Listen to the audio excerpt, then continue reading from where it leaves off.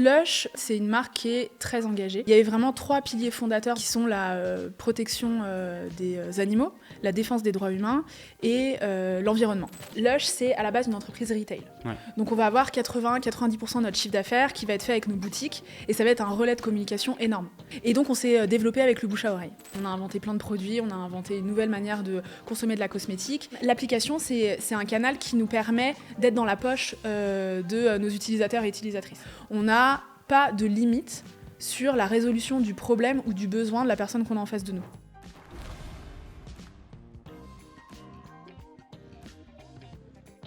Salut Émilie, comment tu vas ? Ça va très bien et toi ? Bah écoute, ça va aussi très bien, merci beaucoup.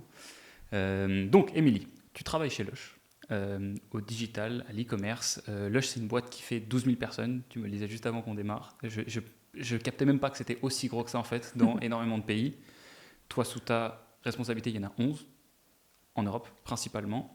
Donc aujourd'hui, on va parler de plein de choses très intéressantes, notamment, première chose, un peu la philosophie de Lush, qui est une boîte qui a maintenant l'âge d'Anthony, donc 27 ans. Donc il s'est passé par pas mal de phases, vous avez pas mal de spécificités. L'une d'entre elles est que vous êtes retiré des réseaux, que vous ne faites pas de publicité, ce qui fait à la fois très mal, mais au moins aussi très curieux en tant que patron d'agence digitale. Je vais te laisser te présenter, et ensuite on pourra démarrer. Super, merci beaucoup déjà de me recevoir. Donc moi c'est Émilie, je travaille chez Lush depuis 5 ans en tant que responsable digitale sur la France, la Belgique et le Luxembourg et depuis un peu plus d'1 an aussi sur la zone Europe. Donc je vais travailler avec nos 11 marchés pour les aider à développer leur chiffre d'affaires et leur présence en ligne sur la zone Europe. Ok, ça fait 5 ans que tu es chez Lush. Aujourd'hui, ton périmètre d'action, donc tu parlais de ces pays-là. Qu'est-ce que tu fais du coup ? Comment est-ce que tu coordonnes les équipes ? Tu leur fais faire quoi ? Qu'est-ce qui est englobé en fait si tu devais faire ta fiche de poste ? Ouais, alors ce serait très long, mais on va essayer de synthétiser. Donc on a 11 marchés. Vraiment, l'objectif principal, s'il faut en ressortir un seul, c'est développer le chiffre d'affaires, comme je te disais.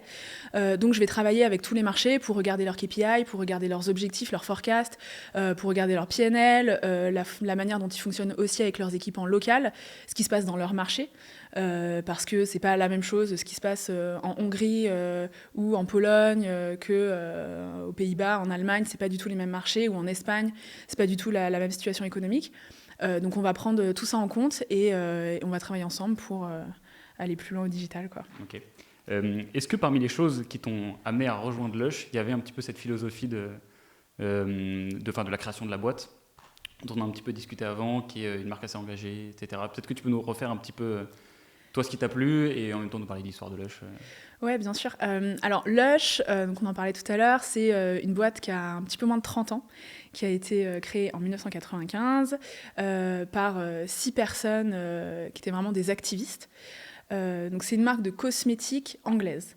Et eux, il y a une 30aine d'années, ils se sont dit ok, on a envie de casser un peu les codes de la cosmétique traditionnelle et de proposer une alternative à ce qui se faisait à l'époque. Et ils avaient envie de créer une révolution cosmétique. C'est vraiment un terme qu'ils avaient au cœur de leur envie de créer une boîte.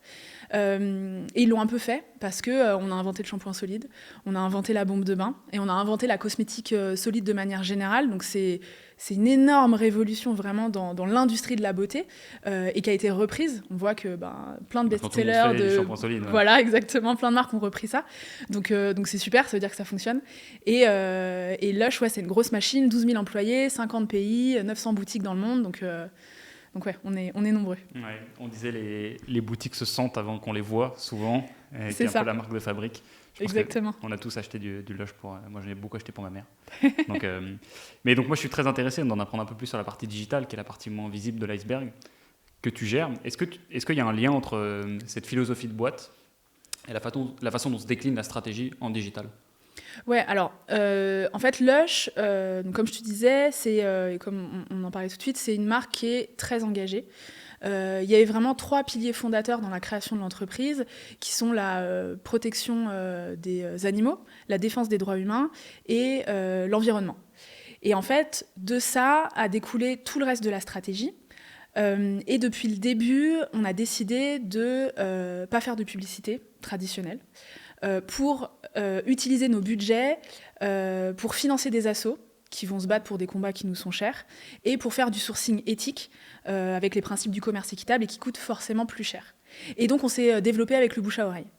Et au digital, qui dit bouche à oreille dit SEO, organique. Donc nous, ça va être vraiment le cœur du réacteur de notre stratégie digitale. On va mettre énormément de moyens là-dessus, on va énormément former les équipes là-dessus. Et ça fonctionne parce que, tu vois, par exemple, les derniers chiffres, la part du trafic organique sur nos sites en France et dans le monde, c'est à peu près les mêmes chiffres, a augmenté de plus de 50% en un an sur les derniers chiffres de l'année dernière, tu vois. Donc ça fonctionne très bien. Ok. Alors, du coup, la première chose qu'on se dit parce que quand tu dis qu'on ne fait pas de publicité, ça veut dire que le budget marketing est du coup plus faible et il part dans d'autres choses. C'est bien pour l'image de marque. Ça l'est certainement. Enfin, ça paraît un petit peu plus dur quand on veut générer de la croissance et de l'augmentation du chiffre d'affaires. Parce qu'en gros, ce que ça veut dire, c'est que en gros, cet engagement éthique que je prends ou l'investissement que je fais dans autre chose doit me permettre à la fois quand même de générer la croissance que j'ai pas eue parce que j'ai pas dépensé mon argent en marketing. Donc en gros, la solution que tu as l'air de dire, c'est que c'est le bouche à oreille qui vous apporte finalement, ce qui est un peu l'objectif d'investir ça à côté. Toi, quand tu arrives dans le digital, du coup, ça veut dire ton métier, en fait, ça veut dire quoi? Parce que le bouche à oreille, c'est à la fois quelque chose qui se déclenche quand tu as un bon produit, que tu as des belles valeurs, etc. Comment est-ce que toi, est-ce que tu as un impact dessus? En fait, donc comme je te disais, Lush, c'est à la base une entreprise retail. Ouais. Donc on va avoir 80-90% de notre chiffre d'affaires qui va être fait avec nos boutiques et ça va être un relais de communication énorme. On est présent à peu près partout. Donc ça va beaucoup nous aider, notamment avec le biais pas de publicité. Et ensuite, le service client, c'est quelque chose qui est ultra important pour nous et on va dépenser énormément d'énergie à former correctement nos équipes pour qu'elles puissent apporter vraiment le produit pour chaque besoin de notre clientèle, qu'elles puissent répondre à toutes les sollicitations des personnes. Et ensuite, toi, tu arrives dans une boutique Lush, tu as un besoin, tu as un problème, on te trouve le produit idéal pour toi, tu as un service client ultra qualitatif et du coup tu reviens, t'en parles autour de toi. Au digital, ça va être exactement la même chose parce qu'on a aussi des équipes service client qui vont être sur le chat. Tu vois, par exemple sur le chat, on a un taux de conversion qui est 5 fois supérieur au taux de conversion classique sur le site parce que tu reproduis l'expérience qu'on a en boutique. Et le bouche à oreille, il va être aussi grâce à nos avis, tu vois, Google My Business, on a gagné un prix pour la 2e année consécutive de la meilleure satisfaction client grâce à nos avis Google. Donc ça va vraiment se faire de cette manière-là. Ok, d'accord. Beaucoup plus clair pour moi. Sur la partie SEO, donc vous êtes très fort, ce qu'on comprend. Comment est-ce que vous avez fait? C'est quelle équipe aujourd'hui qui s'en occupe et elle fait quoi? Alors, on a une équipe en Angleterre qui va chapeauter un petit peu la stratégie globale et c'est ce qui s'était fait il y a 1 ou 2 ans pour repartir après le Covid, repartir après l'arrêt des réseaux sociaux dont tu parlais, on pourra en reparler tout à l'heure. On va en parler juste après. Pour vraiment essayer de repartir à plat sur une nouvelle stratégie. Et aujourd'hui, tous nos marchés sont formés au SEO. On utilise SEMrush. On va être dans l'optimisation à la virgule près de nos descriptions de produits, d'ingrédients, des articles qui vont être en accord avec des sujets qui buzzent dans les marchés.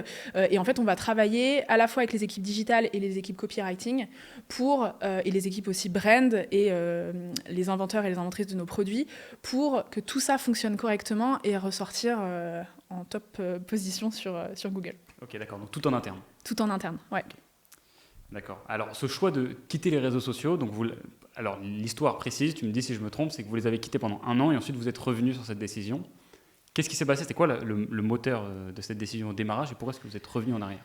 En fait, par rapport aux réseaux sociaux, avant le Covid, ce qui s'est passé, c'est on s'est rendu compte depuis un moment et de plus en plus, on se battait contre les algorithmes. Parce que quand tu fais pas d'acquisition payante sur les réseaux, t'es quand même moins visible.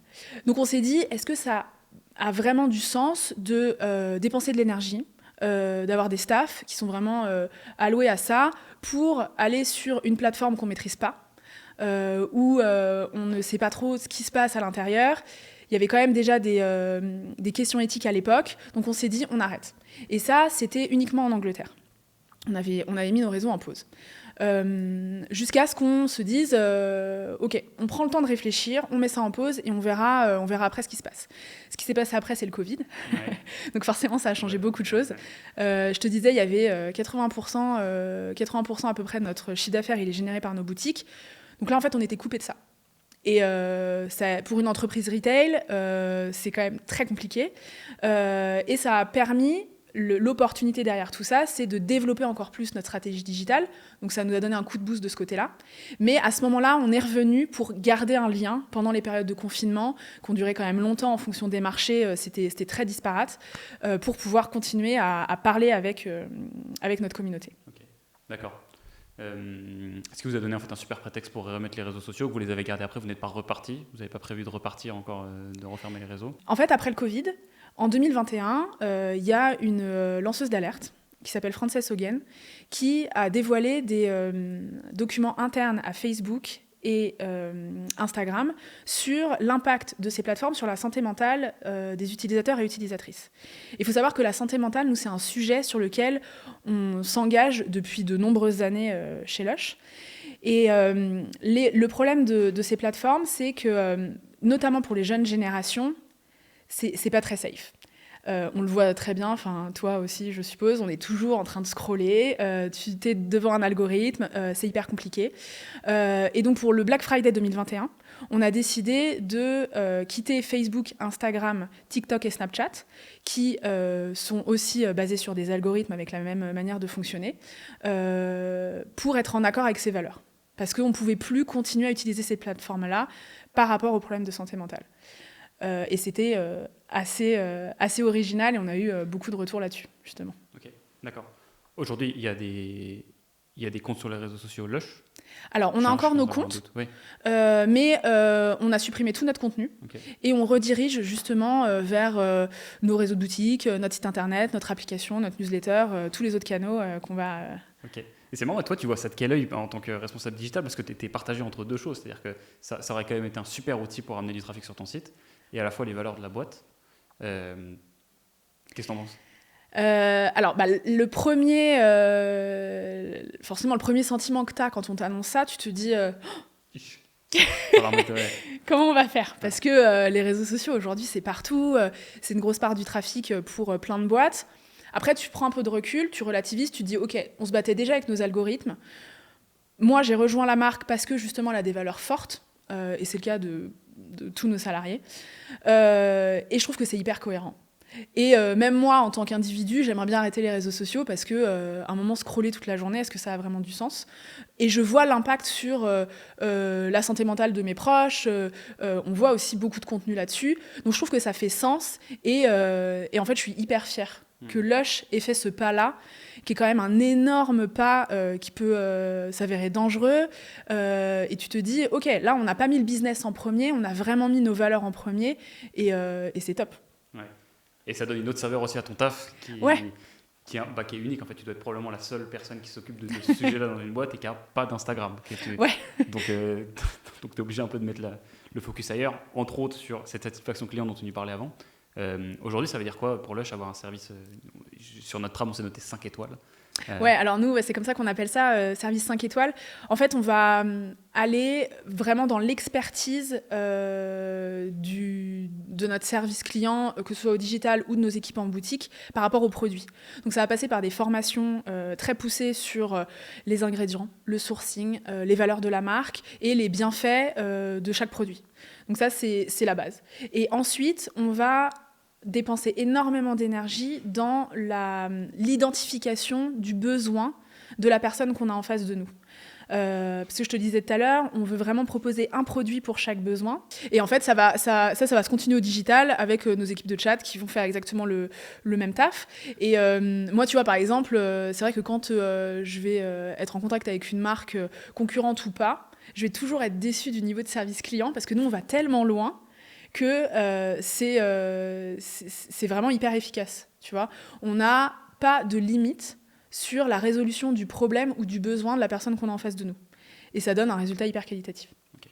D'accord. Je t'interromps 30 secondes pour te rappeler que j'anime ce podcast dans le cadre de mon agence Kudak. On accompagne les e-commerçants, les startups et les retailers qui dépensent plus de 100 000 euros par an en publicité. Mon travail, c'est de maximiser l'efficacité de leurs canaux d'acquisition en ligne. Donc parmi eux, Facebook, Instagram, TikTok, Snap, Pinterest et Google. On s'appuie sur notre studio créatif, le labo et notre département tracking pour proposer à nos clients une expertise growth e-commerce complète qui leur permet d'atteindre leurs objectifs de croissance. Quelques-unes des marques qui nous ont fait confiance jusqu'à aujourd'hui, il y en a plus de 130 mais je vous en donne quelques-unes. Gérard Darrel, Perifit, Fursac, Legal Start, Mobile Club et bien d'autres. Donc si ça t'intéresse, tu peux réserver un appel de découverte avec un membre de mon équipe sur le lien en description. J'arrête de t'embêter, on reprend l'épisode.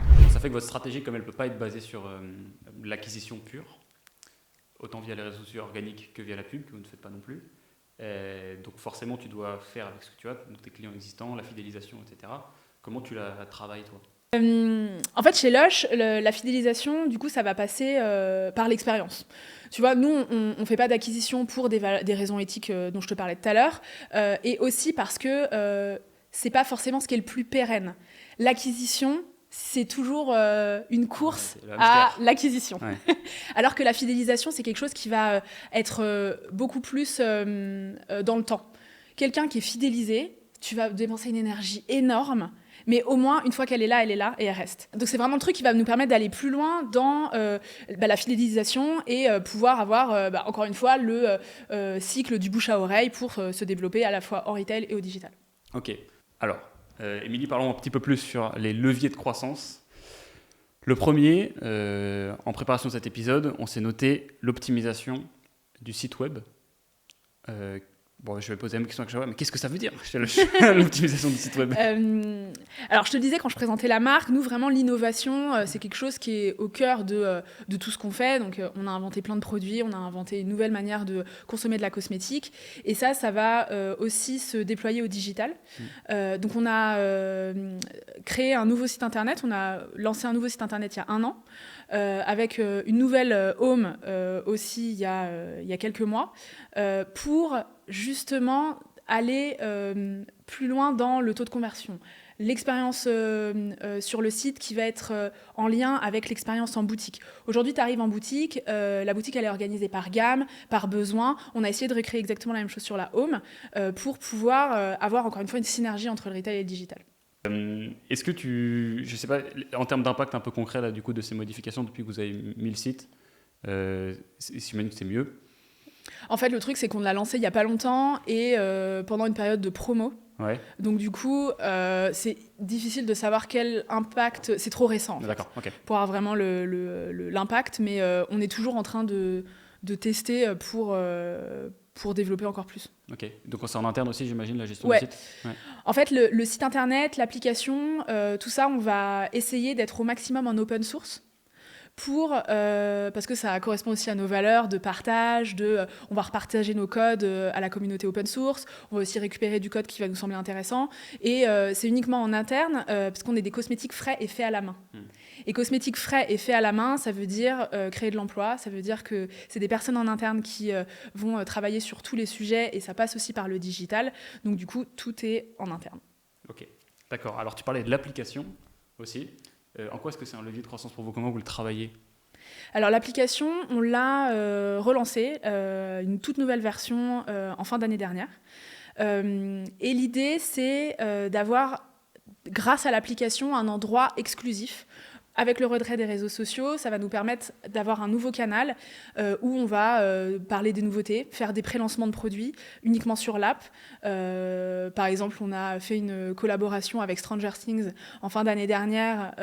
Et donc l'app, ça a été un canal, un des premiers canaux pour lancer cette collab. L'application, c'est un canal qui nous permet d'être dans la poche de nos utilisateurs et utilisatrices. Et les études le montrent, quand tu as une application, tu es plus à même à dépenser plus souvent, à avoir un panier moyen plus gros, et on va aussi avoir des communications push qui vont nous permettre de nous rappeler à notre clientèle, donc c'est hyper efficace. Ok.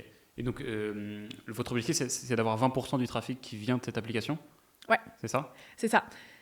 Et Vous en donc, êtes où ouais, bah, comme ça a été lancé récemment, on n'y est pas encore. Ouais. Clairement, il y a encore du chemin à faire, mais on voit que tous les mois, on est en évolution et on va justement travailler nos lancements sur l'application pour faire des pré-lancements tout le temps là-dessus, presque tout le temps sur l'application, pour avoir des leviers de téléchargement. Ouais.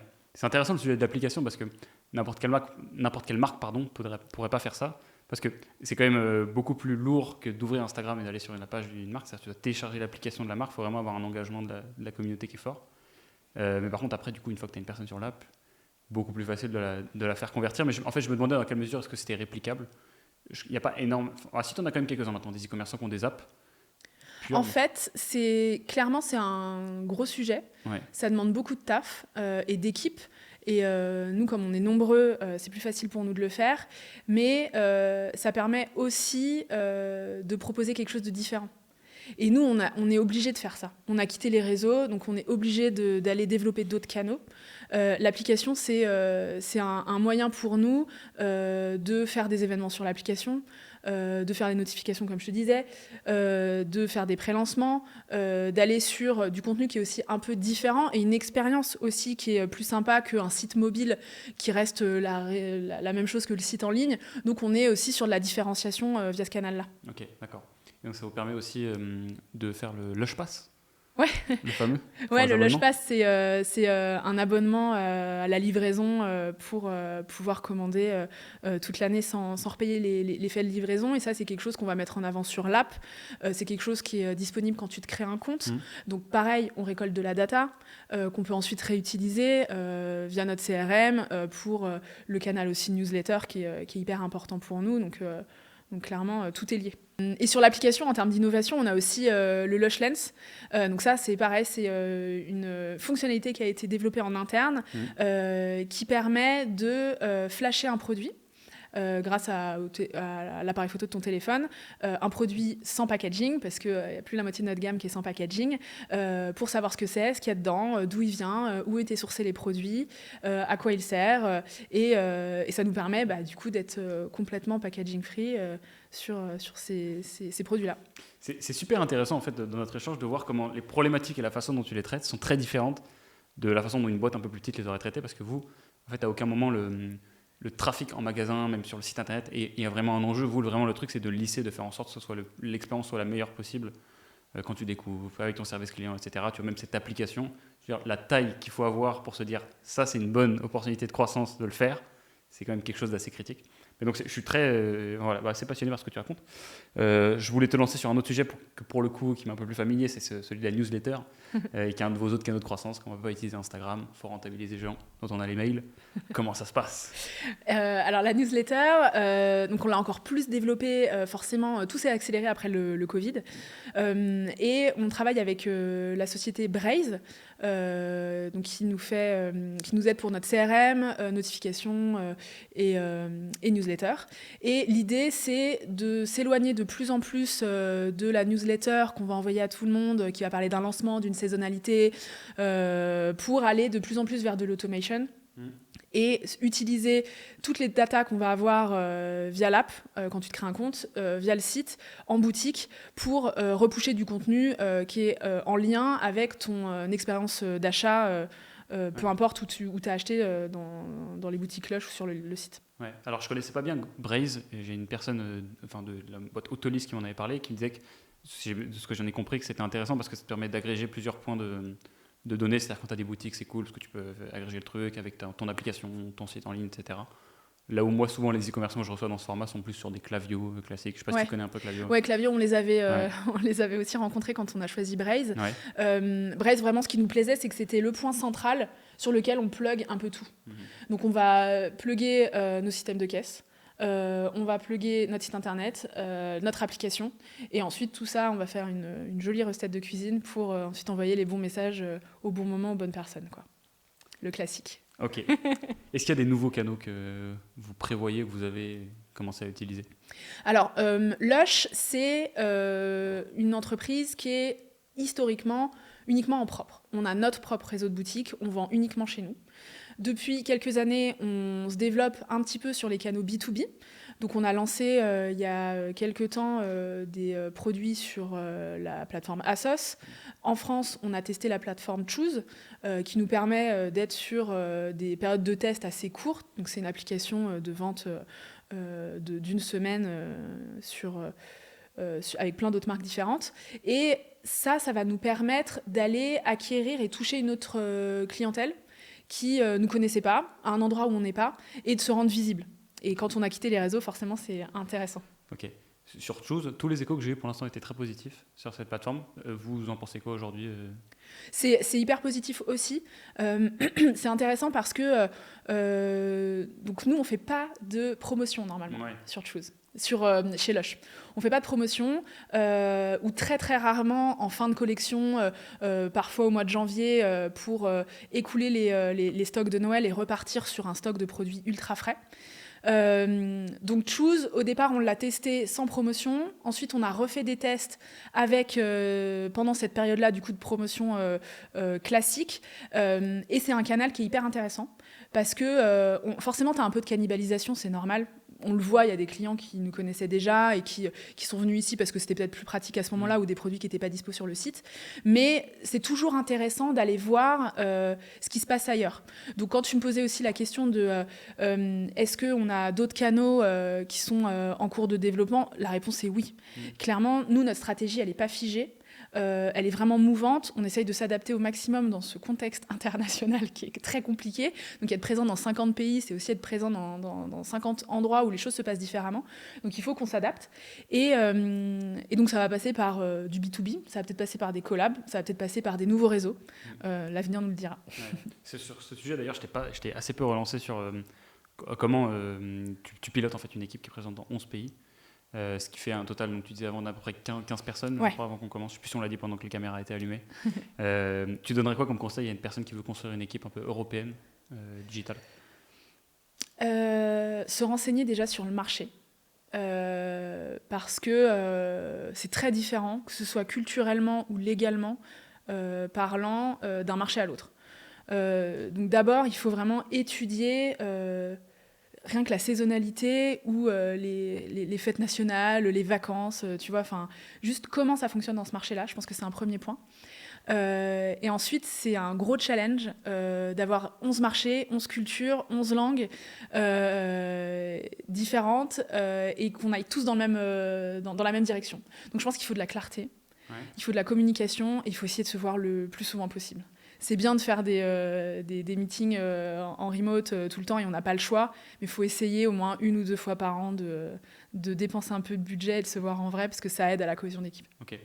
Sur la partie pays, c'est celui sur lequel vous êtes le plus cassé les dents, celui qui a été le plus dur à craquer? En fait, tous les pays sont différents. La France et l'Allemagne sont des pays qui sont ultra matures. Ouais. Donc, c'est beaucoup plus compliqué de faire de la grosse croissance sur des pays comme ceux-là et qui sont très gros, avec beaucoup de concurrence aussi. Il y a 1 an, on a lancé la Pologne. Et ça a hyper bien marché. Donc on n'a pas eu de chance, on l'a lancé en même temps qu'un projet de Poutine, par exemple. Donc c'était pas facile, mais aujourd'hui, ça fait 1 an qu'on a lancé le marché en Pologne.